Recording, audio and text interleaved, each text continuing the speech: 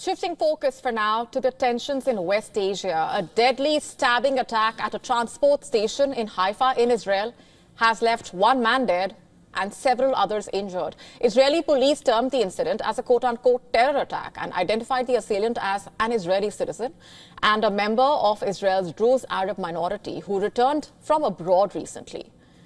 Israeli security forces reportedly shot and killed the attacker moments after the rampage, which unfolded at a busy transit hub. Remember, at least 14 people were injured after a vehicle rammed into pedestrians at a bus stop last Thursday. Israeli police had identified the attacker as a 53-year-old Palestinian from West Bank who lived in Israel. Meanwhile, in Gaza, tensions are rapidly escalating. An Israeli drone attack killed at least 2 people in Rafah, and firing from an Israel helicopter injured 3 others in Khan Yunis.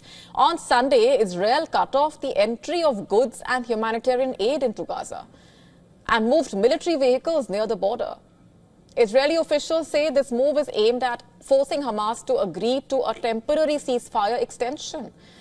Israel is reportedly pushing for a new 7-week ceasefire plan, during which Hamas would have to free half of the remaining Israeli hostages.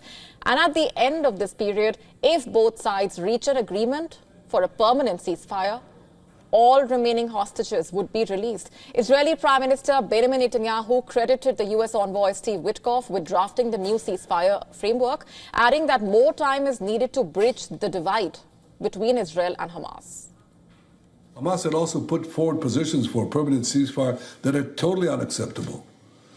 Israel has decided to stop letting goods and supplies into Gaza, something we've done for the past 42 days. We will take further steps if Hamas continues to hold our hostages. Meanwhile, Hamas called the aid blockade quote-unquote cheap blackmail and an attempt to derail the existing agreement. With Ramzan now underway, tensions are higher than ever. Palestinian families in Gaza are struggling to observe the holy month amid the widespread destruction. Netanyahu's proposal would extend the ceasefire through both Ramzan and the Jewish holiday of Passover, which ends on April 20th. Meanwhile, the United States is doubling down on its support for Israel. The U.S. Secretary of State Marco Rubio has invoked emergency powers, in fact, to fast-track $4 billion in military aid. Washington's backing could reportedly embolden Israel to intensify its military campaign if talks collapse. But while all eyes are on Gaza, another crisis is brewing in the West Bank. Israel has been carrying out raids in the West Bank continuously for the past 42 days, and the situation there is reportedly worsening rapidly.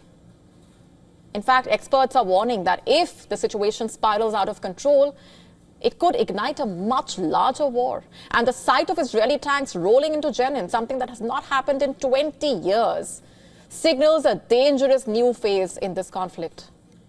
Tens of thousands of Palestinians have already been displaced, and with Ramzan underway, any provocation at Jerusalem's Al-Aqsa Mosque could reportedly trigger widespread violence. And experts have said that if the unrest in the West Bank escalates into a full-blown war, the consequences will be catastrophic.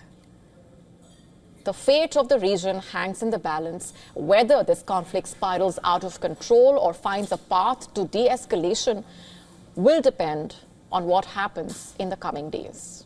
To stay up to speed with the latest news, download the WION app and subscribe to our YouTube channel.